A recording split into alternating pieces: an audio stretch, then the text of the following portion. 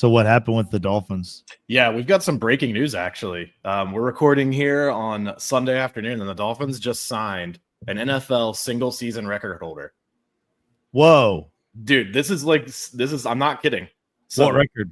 So it is the 53.1 yard average punt set by one Ryan Stonehouse in 2022. That's right. The Dolphins signed a punter. Wow. Exciting. Yeah. Right. Hey, a good punter can make or break a team that has to play chess. But I mean, apparently he's reuniting with his old special teams coordinator. I don't know if that's like anything, but I don't know if the Commanders should even pay a punter. Right? They didn't use one very often, huh? He might have set a record for least used punter in a playoff series. Yeah. It goes X amount of games deep. So it's actually welcoming to this guy, but I know we don't need to lean on a punter. But anyway, there's nothing more I want to talk about him at all. What's his name? Ryan Stonehouse. That's a pretty good name. It's not a bad name. Welcome back to another episode of Wit and Grit, your go-to podcast for all things sports, pop culture, and whatever the heck else we want to throw into the mix. Ian and Sean are here with you. Elliot's off this week. We're diving into NFL free agency 2025, breaking down the biggest signings, grading the moves, and sharing some notes we found. We know you guys already heard the news, so we're just going to highlight a couple of things we thought were interesting from reports, how some of these free agents were stacked, and then later in the episode, we're going to get into Daredevil Born Again, breaking down the first 3 episodes. We will give a spoiler warning. We'll change the crawl here for all our video consumers. So if you haven't seen Daredevil and you do want to hear about NFL free agency, don't worry. We'll give you plenty of warning to bail out of the video early and then come back after you've seen it, because I assume you're going to go watch it. I mean, Sean, no spoiler review real quick. How'd you enjoy it? Did you enjoy it? Yeah, I really did. And I guess I'll give you the perspective I was coming in from as a Marvel fan for sure, but someone who's been out of touch recently, I guess you would say.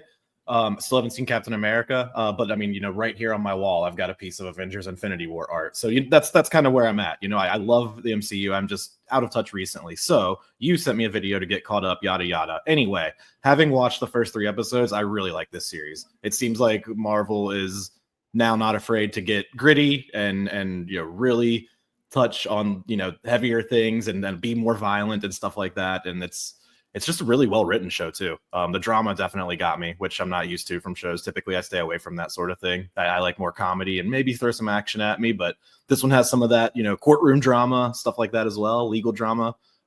It's good. It's really good.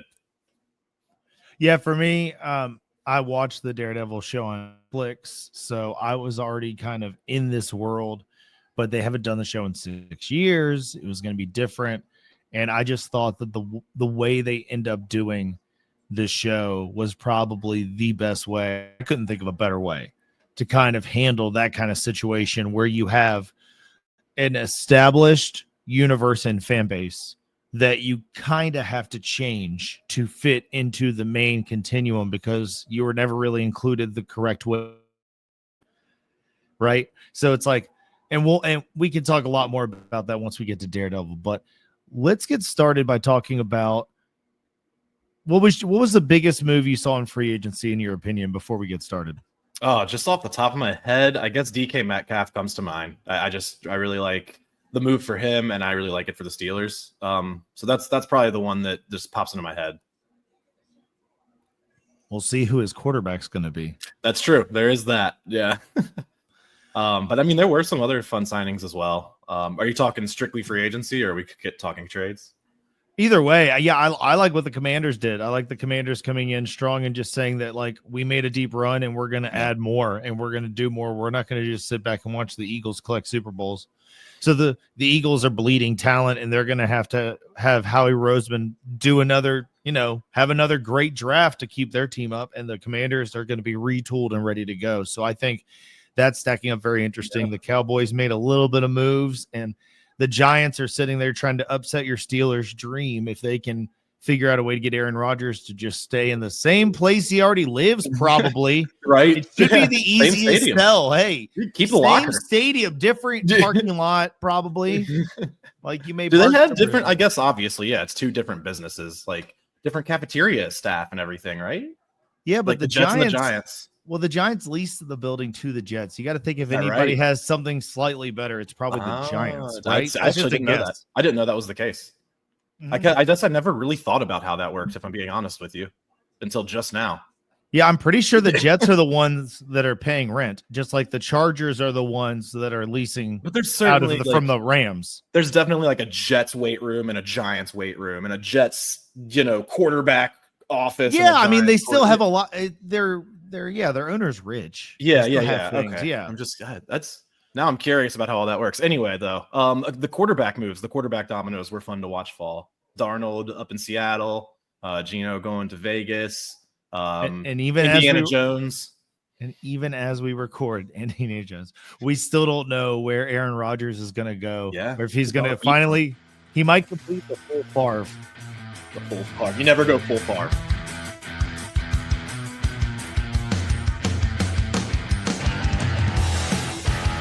Welcome to Wit and Grit,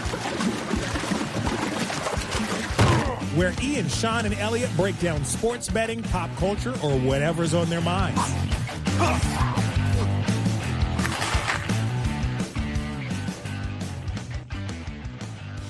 This podcast is for entertainment purposes only. Any betting recommendations or discussions are not financial advice. Please gamble responsibly and check your local laws and regulations regarding sports betting. If you or someone you know has a gambling problem, help is available. Call the National Problem Gambling Helpline at 1-800-GAMBLER or visit ncpgambling.org. In Virginia, that's 1-888-532-3500. North Carolina, 1-877-718-5543. There's also state organizations you could seek. Well, let's get into free agency. I found a list of the most improved units. I'm going to give the quick takeaways. You tell me if you want to talk about any of these. Biggest offensive upgrade, the Bears' offensive line. I mean, it's interesting, but I don't know what I have to really say about it. They did something about their problem, and that's something new for Chicago. Yeah, I mean, it is nice to see a team recognize that particular deficiency and then immediately go attack it. So it's unfortunately something as a Dolphins fan I've been waiting to see my entire life. That's never really been a strong unit on that squad, and they don't seem to ever go and correct it. Chicago was like, hey, we might have something here with some of our skill players, with Caleb Williams, like, let's build a line so that we can get a true read on what we've got going on offense. I like it. I really do. I think this is a good thing to bring up first to lead us with. Amon-Ra St. Brown was on a podcast expressing his frustration that it just seems like the Bears have unlimited money because he's watched his offensive coordinator go over to this division rival and just beef up their offensive line for Caleb Williams. Yeah, I mean, you give Caleb Williams another couple seconds and you've got some skill on the outside there, especially DJ Moore. Like, I've seen him, with some decent quarterback play way back when do well in Carolina. Like, he had some good flashes in Chicago, even behind that horrible offensive line. So I do really like this. I like what it does for their offense. If you missed the additions, right guard Jonah Jackson trade, left guard Joe Thuney trade. I think it's it's Tooney. And Tooney was at the forefront. I just think it's funny how it's spelled. Yeah. He's at the forefront of why the Chiefs got cooked in the Super Bowl. He was asked to do things that they should not have been asking him to do. So he gets to start over, possibly shift somewhere else on the line. And then they got a new center via free agency. So it's going to be interesting to see how that goes. The Colts secondary improved, probably to lesser fanfare. Everyone's been talking about the Bears, but they got Ward as a free agent, Bynum as a free agent as a safety. So, I mean, they already had a strong front seven, and now they get a physical corner who thrives in both man and zone coverage and gives them a lockdown presence. I mean, that's some solid moves by them, honestly. That's them recognizing that Houston and CJ Stroud are for real and that they need to figure out a plan to contend with them on an annual basis. I really like this. Well, and the new defensive coordinator, Lou Amarillo. Mm-hmm. From the Bengals. So he's got something to prove because a lot of people are kind of scratching their heads like, why do you get rid of this guy? Yeah. No, this is good. Let's see. Let's get back to my quick takeaways. Biggest defensive upgrade, the Patriots defense. I know you're dying to talk about this. Yeah, totally. No, they still have a lot of money to spend. But they're doing a decent job with beefing up that defense. I guess they figured that there wasn't a ton of offensive free agent talent that they liked that they wanted to throw money at, so they just went all in on the other side of the ball. I mean, that's all they've been doing. I heard somebody say that a while ago, bad teams have to overspend for good players to get them there. Yeah, perhaps. And you also the Patriots are rebuilding a culture after how kind of Belichick sputtered out and Mayo fell flat. So Vrabel's coming in, and everyone's like, "Well, that's still a familiar name." And you've got to set a tone. So a lot of people say they're overpaying Milton Williams. We'll let Milton Williams speak for that. We won't speak on it. Yeah, but they get Carlton Davis, free agent cornerback, inside linebacker Robert Spillane. I mean, a new edge rusher or two via free agency. Like Vrabel's bringing in guys to start a new identity. Yeah, I was going to say, this is Vrabel. I mean, this is like half of a defense. I mean, these guys, I assume, are going to get good playing time. Like, I don't think a lot of these guys are being brought in to sit on the bench. They're spending money on them. So no, Christian Gonzalez and Carlton Davis shut down corners, possibly. Like if it works out well, shut down corners. They're going to have a high motor linebacker after they signed him, and then pass rushing reinforcements. I mean, you know it's problem? Or go ahead. I'm just saying that, New England's in a position where they're not looking for a quarterback. So these are really good second year steps, but Drake May is going to be expected to make the jumps he needs to make, because if you don't see what you need to out of him this year, Vrabel wasn't there when he got drafted. How you're leading me into this problem? Yeah, you're leading me right into my concern. It's all for Drake May. Like we're not bringing in any help on the line. We're not bringing in any help at receiver. Like this is not good for Drake May. He's got to be sitting there going like, great, cool. So you guys are going to get me the ball back a lot. I'm not going to be able to do anything with it. Sweet. Well, maybe they want to just draft the offense and keep the offense young, and they want to sign free agents and shore up the defense now, because they know the offense can hopefully grow together if the defense can just stop people from day one. I guess I would just be frustrated seeing all this if I was Drake May. We know which side of the ball Mike Vrabel played. Yeah. It's no secret. Most explosive addition, Rams wide receiving core. I don't know. See, and I kind of disagree with this, but we'll see. Devontae Adams has got to be an upgrade over Cooper Kupp, because Cooper Kupp had some struggling statistics that kind of make him signing with the Seahawks a little bit less impressive to me. If that makes interesting. Sense. I find this one really interesting because Devontae Adams, it is an upgrade. Cooper Kupp was such a not flash in the pan, but like he was the best wide receiver in football for a brief period. And like then Devontae Adams went to the Jets for a while and got quiet. And so like when this had happened initially, I was like, did they just get worse by sending away Cooper Kupp and bringing in Devontae Adams? But I've had time to kind of let it sit. And I think this is going to be something that Stafford really enjoys. I'm trying to find the stat I'm looking for. I just saw some stats about Cooper Kupp's separation from year to year to year, and he was like number 15 4 or 5 seasons ago, and all it's done is trail in the wrong direction. Yeah, that's about when I think I'm remembering. He was really having his moment in the sun. Devontae Adams and Puka Nacua with Stafford. It's pretty scary. Stafford might be a pretty good fantasy quarterback. Yeah, and they kept Jimmy G on purpose, because if something happens to Stafford, they feel confident Jimmy G can step in. Yeah, no doubt. No, this is explosive. What about the biggest health-dependent unit is the Broncos' defensive upgrades? And I think that's a good way to put it, because they're signing players who have been injured. But I don't know. I'm encouraged by the safety Hufunga. Yeah.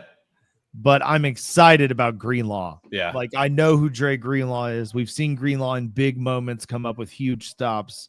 And for him to be, if the Broncos kicked the tires on him and thought this is a guy we can offer money to, I've been waiting for them to invest in a inside linebacker for years. I'm telling you, like, they draft pretty good, but Todd Davis in the Super Bowl run, they drafted him and waited for him to develop. So going to get a guy that's ready to go with frankly, the guys they already have on the roster, I love it. They're actually Yeah. going to have some depth at that position. So even if it doesn't work out, they weren't terrible at that position. They're just going to be a lot better at hopefully stopping the run. Right. No, I think so. And that position's only getting more and more important inside linebacker as offenses continue to evolve, right? Because they're kind of the quarterback of the defense. They need to be able to not only like play well, but also like be football smart. And he's also a guy that has that, going for him as well. So that's a good signing. So let's go through the trades real quick. Ready? Let's do it. Okay. Yours, DK Metcalf traded to the Steelers. Why do you love it? I like this one just because of what it opens up there in Pittsburgh. I think you've now got George Pickens and DK Metcalf on either side of the ball. Now we don't know exactly who's going to be throwing it just yet, but that's a problem. Yeah, it is. But that's just those are 2 1s in my opinion. That's kind of a 1A and a 1B. So I'm really curious to see Pittsburgh may hopefully play with like a over the top air raid offense. It's not something that you see from them all the time. I think, Metcalf's deep threat ability is something they did not have last year. But it kind of begs the question, did they burn the bridge with Russell Wilson? Because Russell Wilson is their best option if they can't get Rodgers. So if Rodgers is really leaning towards the Vikings, or he can be convinced to just go to the Giants because he already lives there and they invested some money, But, unless you get Aaron Rodgers to come in now, you've got Russell Wilson took a visit with the Browns. He took a visit with the Giants. Like, he's going around testing free agency. And you get a deep threat guy. You cannot bring in Justin Fields. We knew that. Right. So that's why Justin Fields signed so early with the Jets. We talked about it on this podcast. I told you guys, like, there's no way you trade for DK Metcalf and you keep a guy that doesn't throw the ball down the field that you just spent a year with. Right. Well, they also they didn't let him run very much either. Anyway, the Justin Fields thing is a whole thing. So speaking about, let's go. I'm going to skip a little bit ahead because we're on quarterback talk. Kenny Pickett. Yeah. If the Browns can't get the quarterback they want, and we don't know who that is, Deshaun Watson's on the roster and he's going to make his money. And he's probably the only one that doesn't know they're trying to replace him immediately. And like, if anyone in the world doesn't know, it's him and his inner circle, because like, they're picking second in the draft. The Titans, we don't know what they want to do. And the Titans make up their mind. A lot of this will just fall into place. Yep. The question is, are they going to wait until day of to decide? They've got a brand new GM who came over from Kansas City. This is the first time he's getting to call all the shots, and he's the most powerful GM in the league, and he's brand new. So what's going to happen, right? Yeah. I think whoever wants Cam Ward enough will get Cam Ward. So if the Browns don't end up being one of those teams that gets Cam Ward, I can see a situation where we see a decent amount of Kenny Pickett next year, depending how he does in camp. What do you think of that? Yeah, I think so. I mean, they sent away DTR as well to the Eagles. So, I mean, it's kind of. They said we're done. DTR, for somebody who like they were hoping to get something out of, they gave him so many chances. They did. And at a certain point, the coach has to be like, I'm lucky to still be here. I need to get rid of this guy. Yeah. Yeah. So it's clear that they saw something they liked in Pickett if they're willing to roll with this, because, I mean, it does seem like that, even if they do bring in Cam Ward, like that is still a rookie quarterback that you're counting on day one to plug and play. Like that might not go well. There's still injury concerns, it's so, yeah, they clearly see something there. I didn't think he played horrible, but. Well, you don't draft a quarterback in the top 3 picks, let alone first overall, unless you're going to start him. So, I mean, if he's healthy, you got to start him. Yeah. Cam Newton started. It's kind of weird that it was almost like a flip, but Pickett for DTR, because he ended up going to Philly, didn't he? Yeah. Yeah. So that's odd. I don't know. Pickett seems good, though, for the Browns. I think it could be something. Let's go to both of the Commanders' moves. I want to get your thoughts on Laramie Tunsil. Man, how far have we gone rolling down the draft board because of his gas mask bong video that leaked like 20 minutes before the draft? What a wild that was draft insane to think about. Yeah. And then for the Dolphins to be the team that was like, we got him. Let's do it. I'd love to see a count of how many different draft picks have been exchanged just for Laramie. Oh yeah, it's how the Dolphins ended up with Tyreek Hill and Jalen Waddle. It can be directly linked to that. Javon Holland ended up being a part of that. There's pieces that have come and gone even since then. But anyway, We'll do the Laramie Tunsil tree once they Yeah. use these draft picks. We'll try to put it all together. right. That whole situation though, like, can you imagine being a GM and like you're up to pick, and then this comes out, and it's like, do you put your job on the line? Because Tunsil was rated as like top 5 overall, like can't miss. But it's like, what do you do? Like, yeah, it's a gas mask of weed, whatever. But like, does that speak more to his decision making and blah blah blah? Like, I can't imagine being in that spot with your job on the line. It seems the talent has outshined it because he's 30 years old and he's still in like big high profile trades. So you got to give him that. Clearly. Anyway, what do I think of it? I think it's good. I think it's good for the Commanders. Let me clarify. That's the team that needed help at the position. Tunsil, while he may be on the back end of his career, maybe coming down a little bit, he's still good. He's still a very good tackle. Some holding concerns, some penalty concerns, but maybe you can clean that up a little bit. What I don't like about it is from the Texans side of it. That's a unit, their offensive line, that was already weak, and then they sent away the best piece of it. And that's a team that needs to be able to protect their young quarterback who is ready to get, really take a step forward in CJ Stroud. So head scratcher from the Texans side. I think CJ Stroud is here, and I think they're just gonna hope he can get there. I guess, but I don't think it makes sense. You're right. It's not going to help him, but I just don't know how many more steps he needs to take. He's proven a lot. Yeah, but giving him less time isn't going to help that, at least maintain or develop. Maybe they're planning something in the draft. We'll have to never see. know. Yep. How many more of these trades should we talk about? I mean, Gino to Vegas is kind of. Well, let's talk about him getting some help. Christian Kirk was traded to the Texans. Yeah, sure, fair. Mm-hmm. Yep, I like Christian Kirk. I've always liked him as a receiver. That's a receiver that you can kind of always count on. I like playing him in daily fantasy. Yeah, like he's always going to get you, a few catches, 50 yards, something like that, maybe a touchdown. Just a good, reliable option. And I think giving CJ Stroud something like that is a really good move.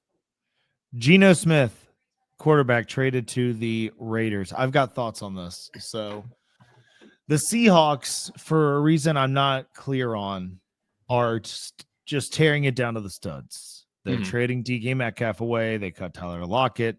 They got rid of Geno.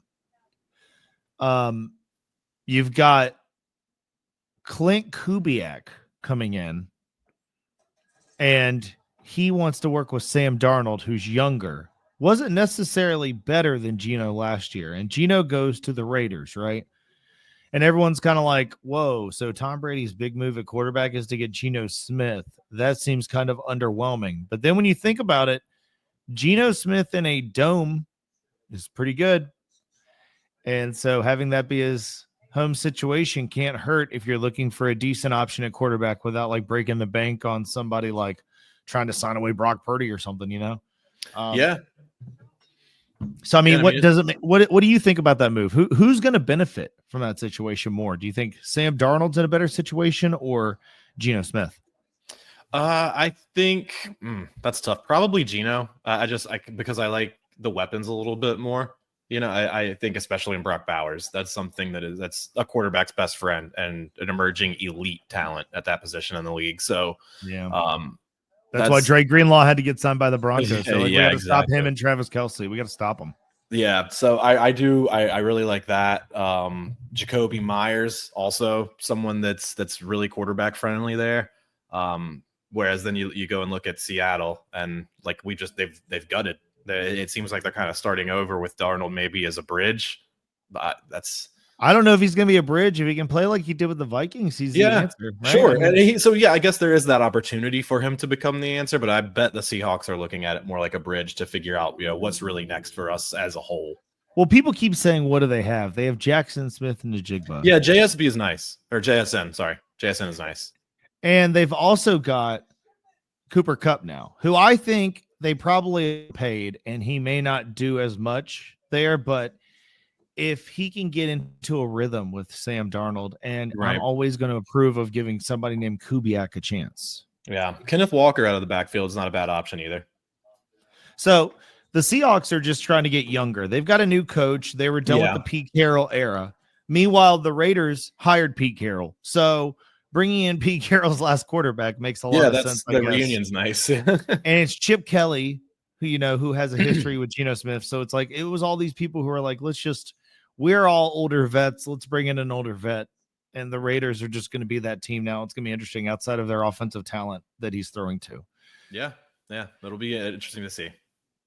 I'm not as scared of them as the Chargers. All right, let's go to Powers is the scary part. Yeah. Free agent signings. So these are all the tier 1 signings. I was checking in on several sites. We'll shout out The Athletic for some of their work. Right. But I came up with some tiers for these guys. So these are the big ones. Milton Williams, who we already talked about, goes to the Patriots. 4 years, $104 million, a lot of money. Yes. And they probably overpaid him. I heard several people saying, why is he getting that much money? But you had to get him. Like he kind of was one of those players that said, I'm going to go where I can get the most money. And the Patriots said, at least we know what you're about. Here it is, Yep. They need to turn things around. Will he see all 4 years of that deal? Time will tell. Meanwhile, Chris Godwin pulls a Mike Evans. It seems like it's hard to leave the Tampa Bay Buccaneers. Now that the Bucs now that they're stable, it's like, man, I kind of like living here. It's a tax shelter. My money quarterback's not afraid to sling it. Yeah, I know everybody already. I know how to get to work, I mean, if he stays healthy, he was huge before that last injury. Yeah. Like he was on a record-breaking pace. So if he can come back with half of that, that's a tier 1 signing. 3 years, $66 million. Yep. Josh Sweat wins his Super Bowl, takes off, goes to the Cardinals. He's going to help out his old buddy Jonathan Gannon, try to get that thing in shape. Making some good money there too. What do you think of that? He's pretty much saying, I won my Super Bowl, I've done my time, I'm off to make my big money contract, and then we'll see what we can do from there. That's what it is. Yeah, that's exactly what it is. You nailed it. Like it's just a perfect situation for him. He literally, it's almost like retirement. He goes to Arizona, leaves Philly, goes to Arizona. Yep. Got 3 years, 76.4 mil. That's really great edge money. I mean, Arizona lands a top tier pass rusher without completely breaking the bank. So he's a tier 1 signing, but comparing to Milton Williams, 104 on 4, 76.4 on 3, Right. It's all, I don't have the guarantees and things here, but Arizona it does gets him back in that familiarity with Jonathan Gannon. Exactly. That's all I was saying. It's like he's going back in to help his old boss, man. Yep. Sam Darnold is the top of our tier 2. So we already kind of talked about him, but he had MVP caliber season in Minnesota. Mm-hmm. Yeah, and that's time will tell in Seattle. I think, like we've said, it seems like they're kind of hitting reset and saying if Darnold can be the one that steers us, then great. But they're hitting reset regardless. But Seattle's GM was there when they took a shot on Geno and got rid of Russ, and they went with a guy who wasn't ready quite early in his career and then turned it around. So I think that was one of the reasons they went with Sam Darnold. Mm-hmm. What's interesting to me is Sam Darnold going with them. After the DK Metcalf signing, you could have just followed DK to Pittsburgh. True. So what about the Steelers did Darnold not like? Were they waiting for Rodgers and the Seahawks were ready to commit? So speculation alert, because this is me just piecing it together. This is no right. But it just seems kind of interesting that Sam Darnold would leave Minnesota with all those weapons and be like, I'd like to go start my own thing in Seattle. Maybe he loves coffee. Money. He is pale. He would burn, It's probably the money. They probably offered him the most money. Maybe he could have re-signed with Minnesota on something close. So I think he didn't like the idea of being on a team that had somebody from a first-round draft pick ready to replace him. You see McCarthy right behind you, where Seattle doesn't have that guy. The Saints are trying to get some safety help. Justin Reed joins them. That's another tier 2 player, 3 years, $31.5 million. Versatile playmaker who bolsters the Saints secondary. Yeah, he's a good fit there, I think. He can play deep. He can come up in the box. I like that. We already talked about Ward, cornerback. 3 years, $60 million with the Colts. Yeah. Hiring corner to help their struggling secondary. He gets to go help Lou Amarillo with his new situation. And we talked about it. We think, that could be a really good corner duo. Khalil Mack, ugh. 1-year prove it deal, huh? Who'd he join? Did I even write it down? I thought he went. Didn't he go back to the Chargers? Yeah, he signed back 1 year for the Chargers, right? Yeah. Yeah, so that's why I'm saying, like, it's kind of boring, but he's a tier 2 signing because he's not that old. He had a pretty good year last year. Yeah. I mean, we'll see. Let's prove it deal, like I said. Well, they weren't going to give him a long-term deal. He wasn't going to get anything better, so he kind of did what we were talking about Aaron Rodgers should do. Yeah. He should stay. Let's talk about the Denver Broncos. How about it? All right, let's do it. Of the 3 big free agent signings, which one excited you most as a not Broncos fan? I think the one we talked about earlier, Greenlaw, is probably the most impactful, but Evan Ingram could be interesting too. So, interesting enough, they had Greenlaw and Hufanga as tier 2 signings. So, all the things that they're hoping will help out the defense even more.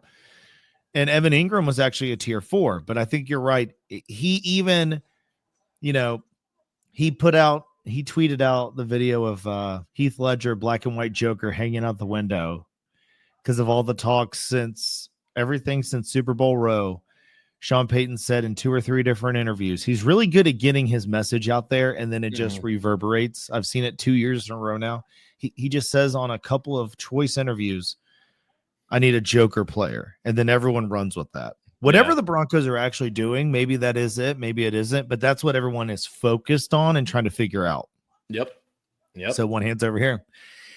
And so Ingram even tweeted that out. I think he took number 1 also. He's going to be wearing number 1. Oh, okay. That's interesting. As a tight end. As a tight end. Yeah, number 1. Right. No, I really liked him in Jacksonville. That's and then he had a stint in New York with the Giants, didn't he? Briefly. He got drafted by the Giants, and then he went to sign his money deal with the Jaguars. And then in 2023, Evan Ingram had 37 third down catches. That's more than all Broncos tight ends combined in that span. And we've seen really productive tight end play under Sean Payton in the past, particularly Jeremy Shockey comes to mind with the Saints. Right? Yeah. And like Jimmy Graham. Absolutely. Yep. So Evan Ingram, being able to block a little bit, but mostly just catch the ball in the middle of the field. They bring in Greenlaw to shore up the middle of the field, a safety to help in the middle of the field, and a tight end to help in the offense. They're just trying to shore up the middle. Yep, that's right. on 2 of the 3 sides of the ball. But I like all these signings. I think these are great. I think the Broncos GM has been cooking since he got there. Even the Russ deal that he caught so much flack for.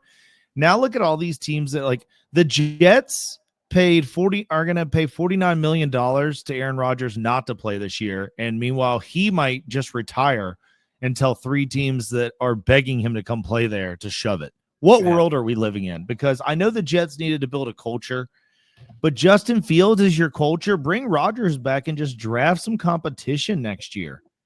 It just doesn't make any sense in retrospect, because when Russ left, the Broncos had at least given him 2 full years to try to figure it out. 2 different coaching systems. Like, Rodgers got hurt 1 year and he got he got 1 year total. Just whatever. Yeah. Who could have seen that disaster coming? You did. Oh, cool. Yeah, you did. I remember you saying that. Speaking of you being you talking about things, Miami Dolphins. Yeah. What do you think of these signings? I'd love to hear if you know anybody that told you Zach Wilson was coming to town. If you know, if you know his name, he might be here on this call right now. Yeah, no, you did. You mentioned that. You did. You called that a mile away. Let me talk about it. It's the perfect situation. It's the perfect situation. Zach Wilson was former 3rd overall pick. He was young at the time.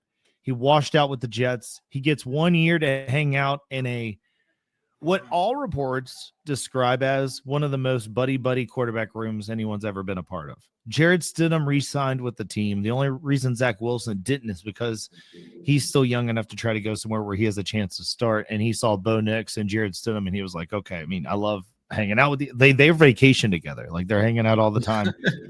Zach Wilson gets a little bit of rehab under Sean Payton, because when he went to the Broncos, Sean Payton was reported as saying, like, the money. I don't know if it's here or if it's going to be where you go next, but that's my point, is to bring you in here and help you go make a bunch of money. Yeah. So Tua is on call in the sense that there's somebody with a lot of talent with the possibility of a Sam Darnold type jump at some point. And if you don't get it together, like Tua's got to win a playoff game this year, I think. He's got to stay healthy. Is really the bigger part. I think he's proven that he's got what it takes to be, the franchise. Well, yes, because if Zach Wilson comes in and plays really well because Tua got hurt, we have that discussion when it happens, right? Yeah. But what I'm saying is, if he doesn't get to use the I'm injured kind of like, because we all agree you can't always not be injured, but if he stays healthy and doesn't win a playoff game, then something's got to be done somewhere. Yeah, at a certain point. Yep, you're right. I don't, man, this is just such a weird thing with Zach Wilson being drafted by the Jets. I didn't think he was very good coming out of college, to be honest with you. So, when the Jets drafted him, I thought it was kind of silly. I guess there's the undeniable fact that he did have the measurables to be drafted, second overall, but I just didn't. I don't know. I'm starting to come around a little more just because of the fact that, he does now have a few years under his belt, just at least being in the league. He was basically as good as Aaron Rodgers was for the Jets. So I don't know if that's the comp you want to make, I guess I'll take that. He's 25 years old. Yeah, he's young. He'll be 26 when the season starts. Yep. And he's got some decent skills. Like I said, the measurables were there to get him drafted second overall. So that you can't deny that. But I don't know. I still like Tua obviously a lot more. It's just whether he can stay healthy. If Tua can't stay healthy, do I like Zach Wilson to come in and win a couple games with this offense? I think so.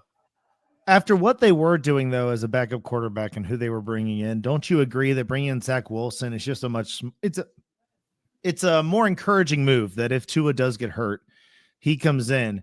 You expect more out of him than some of the previous Dolphins backups. I think so. Yeah.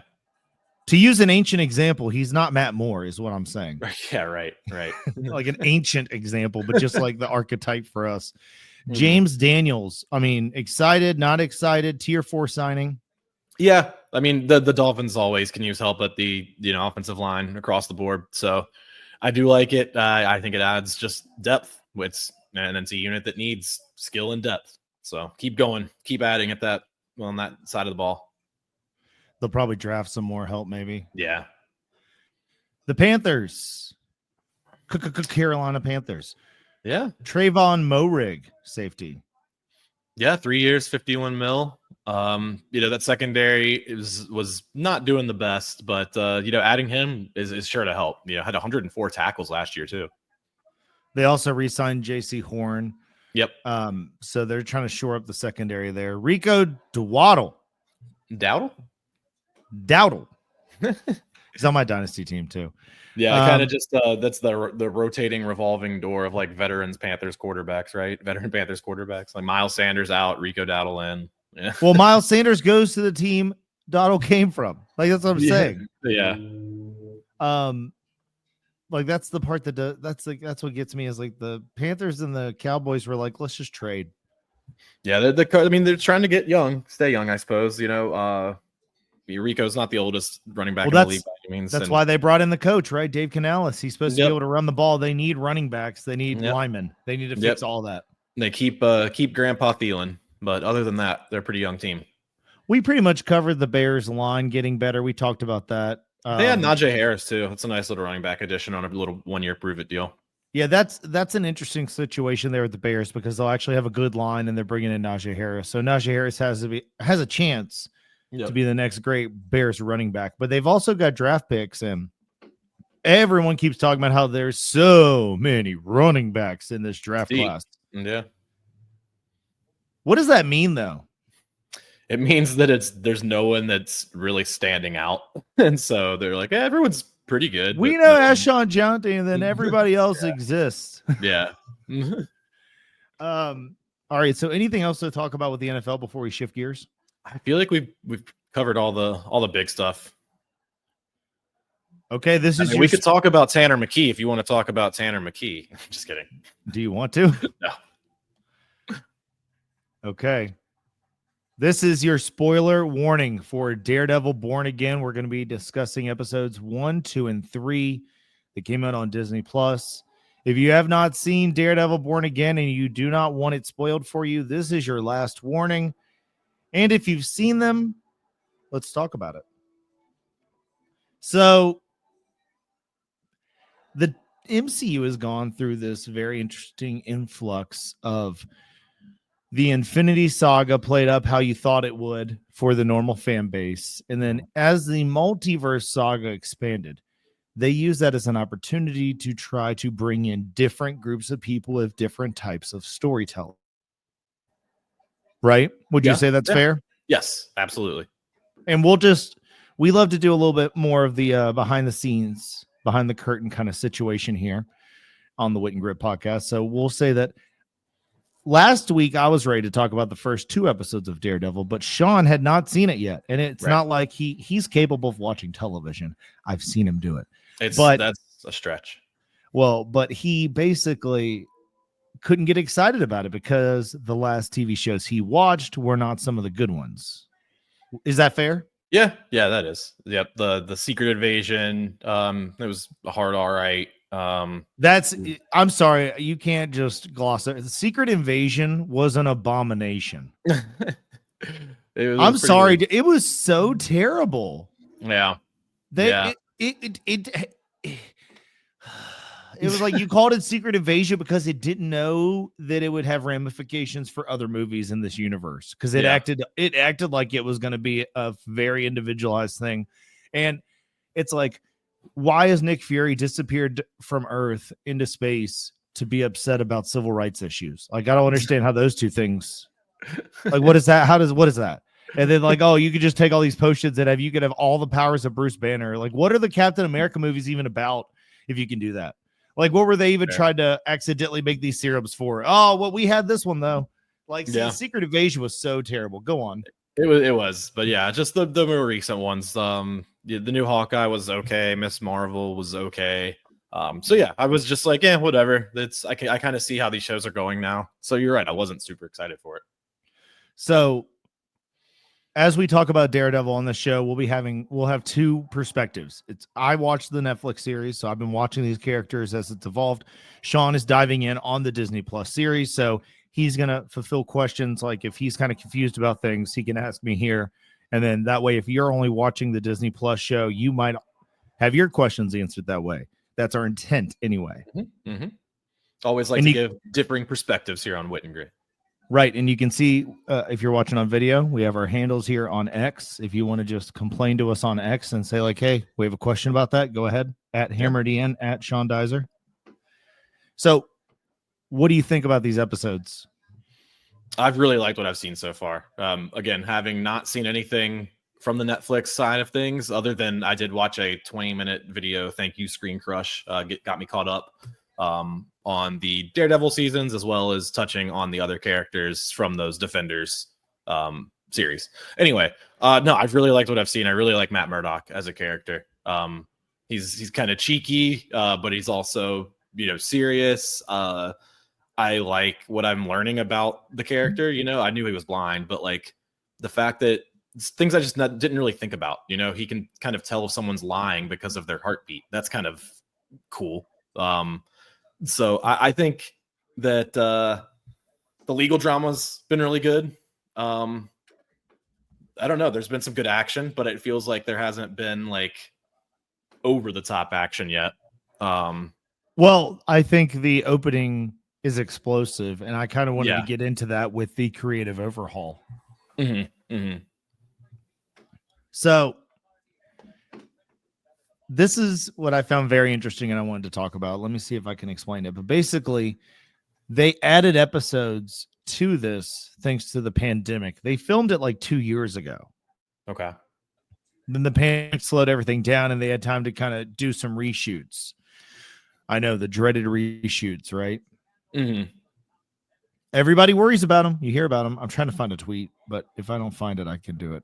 That's okay. I've got my notes here. So I can't credit the account I saw this for, but I did retweet it on my X account. So credit was given there. basically what they did is they added episode 1, 8, and 9 to the episode. So like 2 through 7 was the show. Okay. So yeah. So basically the creative overhaul, Foggy and Karen weren't even in the original version. So that's why episode 1 has those characters kind of heavy in it, and now they're gone. And like that's the way they put Karen's character in. It's like she has this big kind of moment with Matt and she's got to leave. They did something similar to that in the Netflix show when she had to disappear to be on the Punisher show. Oh, okay. Like So they had some sort of falling out. Gone then, just because of the casting, like you think? No, because the rumor is that 9 to have her back in it along with whoever else they've added into the show, because the original version, Foggy's death was added in later with Bullseye involved. Apparently, when they originally shot the show, they were going to have Foggy killed by a rogue cop, much like how episode 3 ended. That was another one of the reshoots. The reshoot on the ending to episode 3 when White Panther dies, that was a reshoot because the White Tiger, sorry, White Panther. When White Tiger dies, because they didn't make it clear enough that it was a rogue kind of cop with a Punisher symbol on, so they had to reshoot it. And you saw how they reshot it. He walks into the camera, like you can't miss it. Yeah. Well, I mean, I guess we're still left to wonder at this point, was that actually Frank, or is it someone on that task force, or just someone wearing a Punisher's symbol? It was. There's no way it's Frank, because as I heard a couple of people point out, in the original Netflix show, the Punisher hates Kingpin. He would not work for Kingpin. Well, what if he's being manipulated? I mean, you never know how these things can play out. It feels like you're right, but it just feels to me like there's people taking on the mantle of the Punisher because he's cool and just reusing it for their own purpose. But we'll see. I mean, what do you think of the changes now that you hear it? Like, would it have struck you the same if it was just some cop who came in and fought and killed Foggy? No, I like that it's a character, that it's like a villain that we've at least heard of in Bullseye. And I think, didn't Fisk say like I had nothing to do with that?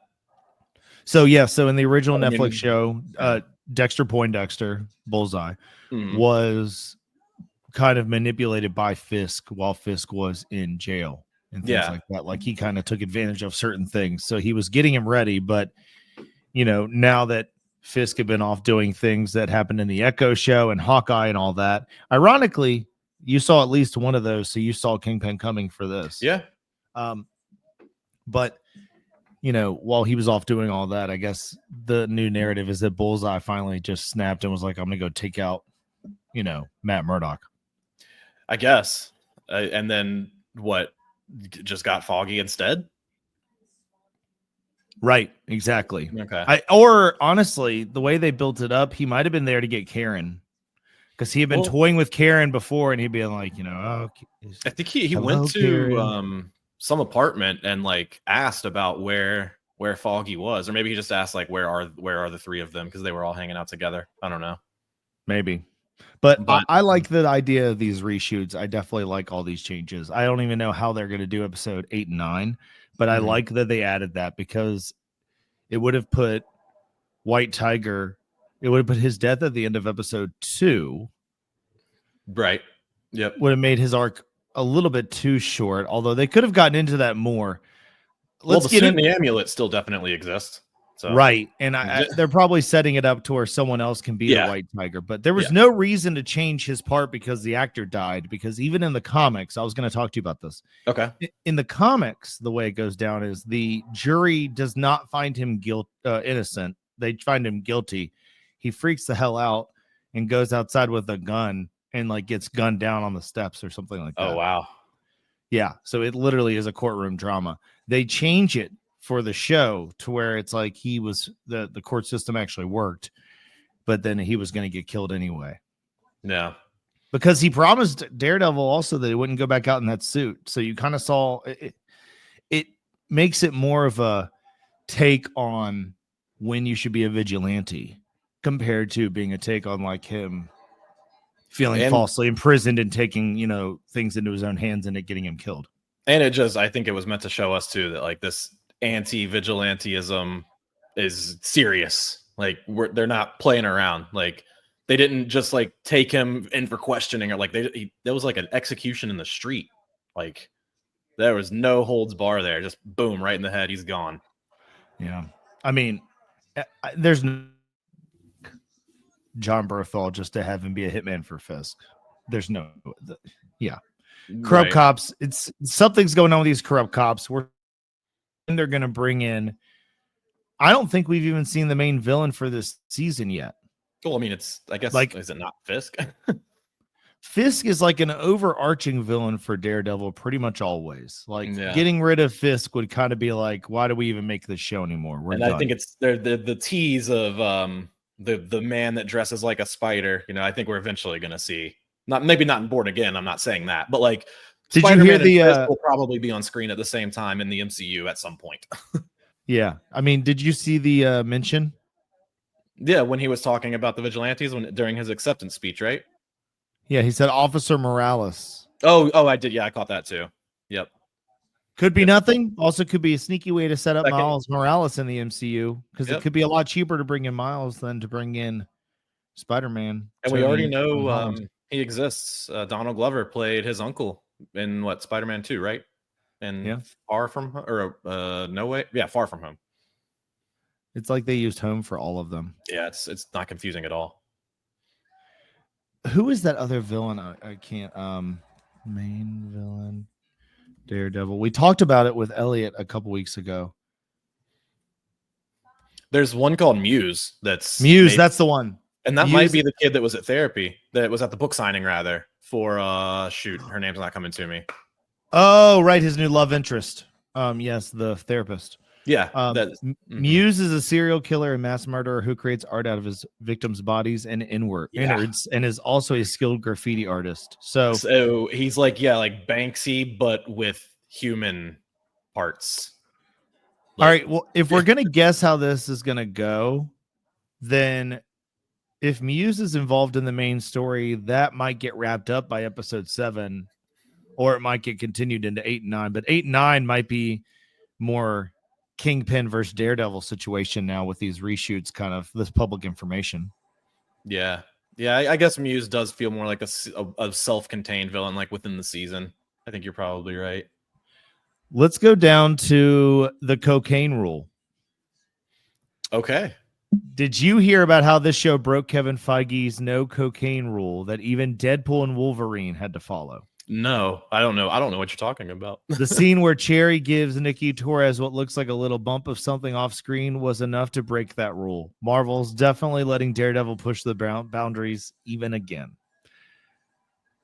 Wow. And they're trying to get him to the courtroom. Yeah. They couldn't even do that in Deadpool and Wolverine. Yeah. That's crazy. And maybe he did that so that Daredevil could be the one that broke that rule. You don't need to get that out. That's like something you kind of like let spread in its own time. You don't put out a press. Right.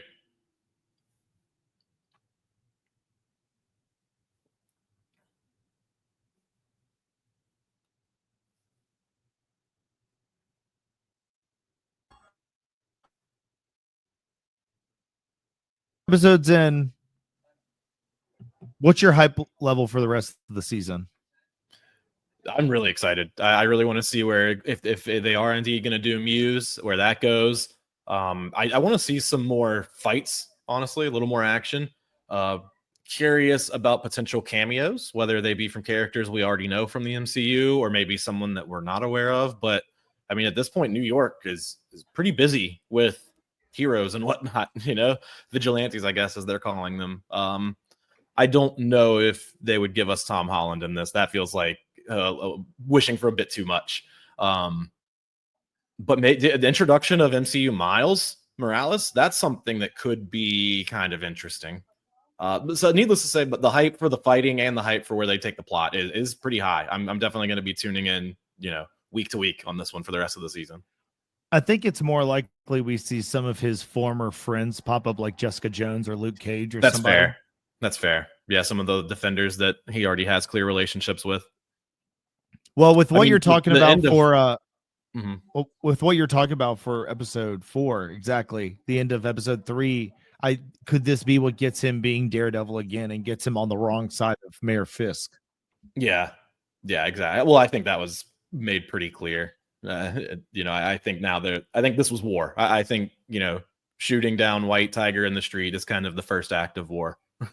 I mean, yeah, because you can't.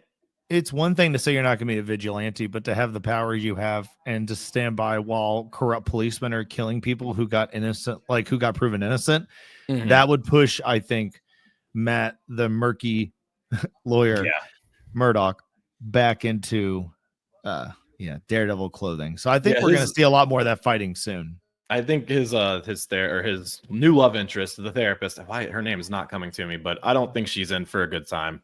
I think she's probably in some trouble. Well, she's a mainstay in the comics. Like she's a Heather Glenn. But just between it seems like Muse being particularly interested. She gave him her email address. And we haven't even talked. She's counseling Fisk and his wife.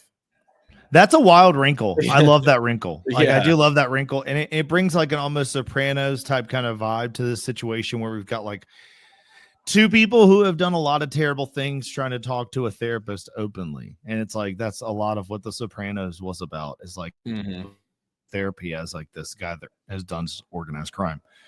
No, the only reason I think Heather Glenn might make it past the season, I don't think they're going to kill her off like Foggy. Because Foggy's story was told in the Netflix show, like him finding out that Matt Murdock was Daredevil, getting mad at him, finally accepting that he does it. Like a lot of the stuff from the comics with Foggy, they had done. So killing him off, as great of a character as he is, gave them too many narratives that they were wanting to tell.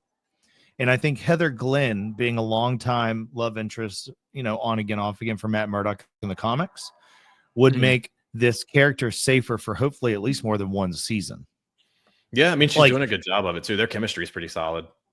Like if you're just watching the show, you see, okay, Karen Page left and could come back at any point. So this Heather Glenn is going to fill the season. Then they'll go back to Karen Page and they'll pivot. But we know there were reshoots, and we know that when they made the original first season, they didn't even have Karen Page in it. So what are the odds that she's a huge part of their plans for the future? Who knows, So this might be the plan for the future. So that's the thing that makes this such an interesting show to watch, because it's like, do you know that fact or not? It kind of separates how you look at this story now. Right. Yeah, no, it definitely does. So it keeps me on the edge of my seat because they will kill off interesting characters. I'll say shout out to the new Wesley Buck, the guy they have handling kind of stuff on the street level for them in the back. They used to have a character on the main show named Wesley. And I feel like they killed him off too early for whoever made the new Daredevil show's liking. So they redid another character who helps the Kingpin out. And now he's starting to take that form of like the buttoned up professional guy who's just kind of scary at the other side of the table. What about this Daniel kid? That he's clearly going to be a big deal. And you know who plays him? No. Tony Soprano. It's Michael Gandolfini. It's the son of James Gandolfini. Oh wow, that's cool. That's cool. He did the show where he plays Tony Soprano coming up. Right. So like he feels a little bit like a Soprano in this kind of role, and I think that's what they wanted to bring. It's an interesting that's an interesting dynamic. Like I know that's the Fisk knows that's his way to BB right now, which is kind of right. His angle there, but like it's clear that he's going to be a big. What is his angle to do right by her and help her out after how he treated her Uncle Ben? You mean killing him? Right, yeah, literally. or is it to like kind of like to build her up, but also have her ready to fall when he needs a domino? Yeah, I think he wants control over that situation, at least a little bit. I think he wants his thumb on that scale in some way, shape, or form. Well, it's like certain politicians that favor certain outlets. They try to give them more exposure to pump up that outlet to make it seem like when they report things that they're more true than other people for some reason. Yeah, which is not how it works. That's an interesting angle, though. I'm curious to see where all that goes. I want to see more Daredevil, but keep the political coming. This podcast is for entertainment purposes only. Any betting recommendations or discussions are not financial advice. Please gamble responsibly and check your local laws and regulations regarding sports betting. If you or someone you know has a gambling problem, help is available. Call the National Problem Gambling Helpline at 1-800-GAMBLER or visit ncpgambling.org. Virginia, you can visit vacpg.org. North Carolina, morethanagame.nc.gov, gamblinghelp.org in Florida. That's it for the Wit and Grit podcast. Follow me at Action Network or on Picket at Ian Price, or follow me on X at Hammered Ian. And I'm on X at Sean Dizer. Also, follow Hammered Shark Productions on YouTube, Spotify, Facebook, and Blue Sky. It's what are the tags there, Sean? Those are at Hammered Shark Productions, I think. Or at Hammered Shark. It's one of the two. Yeah. We should be the only Hammered Shark in the game. Make sure That's it doesn't true. say Hammered Head Shark. Do Hammered Shark. You'll get interesting information. It just won't be from us. It'll be about sharks. Yeah. Okay, we look forward to covering the rest of Daredevil. We haven't decided if we're going to do this weekly or if we're going to let a couple episodes build up and talk about it. But now that we're caught up on the show, weekly is definitely a possibility. We'll try to keep it at the end of the show. If any of you, for some reason, listen to that when you're like, well, I'm not going to watch that show now. I just want the NFL information. Okay. Thank you for sticking around this long, and it'll be at the beginning. All right. Well, hopefully all the free agent signings, and maybe by the time we meet again, Aaron Rodgers will finally make a decision. We'll see. He can dominate the news cycle, and he loves that. So that picture of him with a towel gazing off on the beach, towel planted. Yeah, no, it totally wasn't planned at all. Yeah. How do you plan to go to Minnesota while you're on a beach? It's like, have some self-awareness. Yeah. What a ridiculous. Have a good week, everybody. Peace.